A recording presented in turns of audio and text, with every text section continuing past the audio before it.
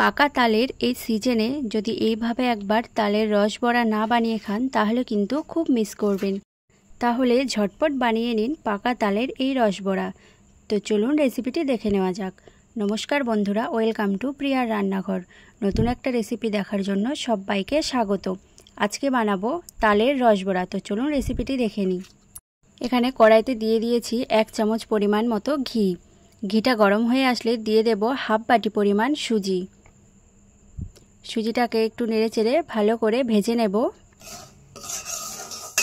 সুজিটা ভাজা ভাজা হয়ে গেছে, এবার আমি সুজিটাকে নামিয়ে নিচ্ছি। এরপর কড়াইতে দিয়ে দিয়েছি হাফ বাটি পরিমাণ জল আর হাফ বাটি পরিমাণ তালের কাত। তালের কাতটাকে জলের সঙ্গে মিশিয়ে একটু ভালো করে ফুটিয়ে নেব। এরপর দিয়ে দিচ্ছি হাফ বাটি পরিমাণ চিনি।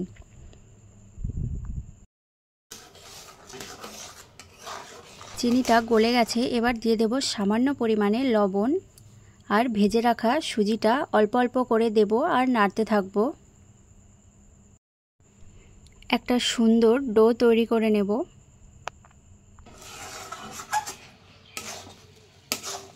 সুন্দর একটা আঠালো ডো তৈরি হয়ে গেছে, এবার আমি ডোটাকে নামিয়ে নেব একটি থালার মধ্যে। হালকা গরম থাকতেই এর মধ্যে দিয়ে দেব 1 চামচ পরিমাণে ময়দা। এবার ময়দাটাকে দিয়ে ভালো করে মাখিয়ে নেব।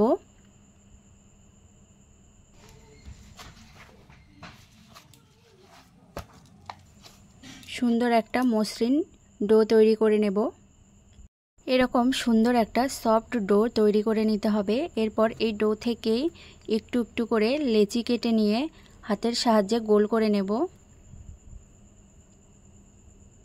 হাত দিয়ে একটু চ্যাপ্টা করে 2 আঙ্গুলের সাহায্যে একটু 3 কোণা করে নেব। এর ওপর আমি একটা সুন্দর ডিজাইন তৈরি করে নেব। তার জন্য নিয়েছি একটি কাঁটা চামচ। কাঁটা চামচের সাহায্যে ঠিক এইভাবে একটা ডিজাইন তৈরি করে নিতে হবে। আপনারা চাইলে অন্য কোনো ডিজাইনও দিতে পারেন। দেখতে কতটা সুন্দর লাগছে পিঠেটা। বাকি পিঠেগুলো ঠিক একইভাবেই তৈরি করে নেব। আর তালের কাতটা কিভাবে বের করতে হয় তা আমার আগের মালপোয়া পিঠে বা তালের গাল ফোলানো পিঠের ভিডিওতে কিন্তু দেওয়া আছে, অবশ্যই একবার চেক করে নিতে পারেন।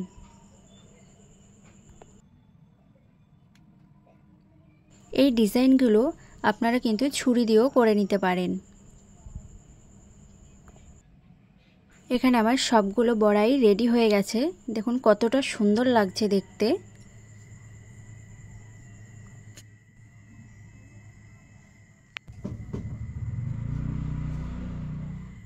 এবার অন্যদিকে আমি চিনির শিরাটা বানিয়ে নেব। তার জন্য নিয়েছি হাফ বাটি পরিমাণ চিনি আর হাফ বাটি পরিমাণে জল, আর দিয়ে দিচ্ছি 2টো এলাচ। চিনির শিরাটা কিন্তু ঘন করার কোনো দরকার নেই, একটু আঠালো হয়ে আসলেই চিনির শিরাটা কিন্তু নামিয়ে নিতে হবে। তো দেখুন এখানে চিনির শিরাটা আমার হয়ে গেছে। এবার কড়াইতে আমি তেল দিয়ে দিচ্ছি হালকা গরম হতে। তেলটা হালকা গরম হয়ে গেছে, এবার বড়াগুলো আমি একটা একটা করে তেলের মধ্যে ছেড়ে দিচ্ছি।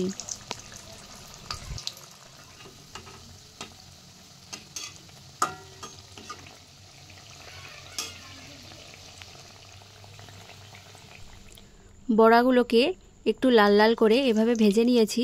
এবার বড়াগুলো একটি ছাঁকনির সাহায্যে তুলে নিচ্ছি। বড়াগুলোকে আমি সাথে সাথেই চিনি শিরার মধ্যে দিয়ে দিচ্ছি। বাকি বড়াগুলো ঠিক একইভাবেই ভেজে নেব।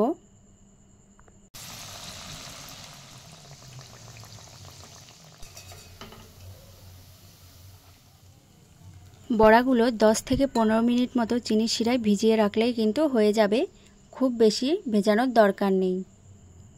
দেখুন কতটা সুন্দর লোভনীয় হয়েছে দেখতে।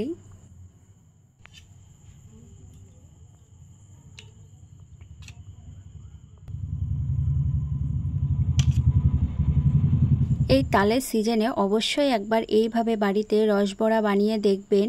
ছোট থেকে বড় সবাই কিন্তু খুব পছন্দ করবে।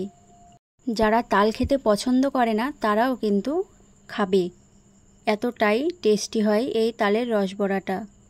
রেসিপিটি যদি ভালো লেগে থাকে অবশ্যই লাইক, কমেন্ট, শেয়ার এবং সাবস্ক্রাইব করে দেবেন। দেখা হচ্ছে পরের ভিডিওতে, ততক্ষণে সবাই ভালো থাকবেন।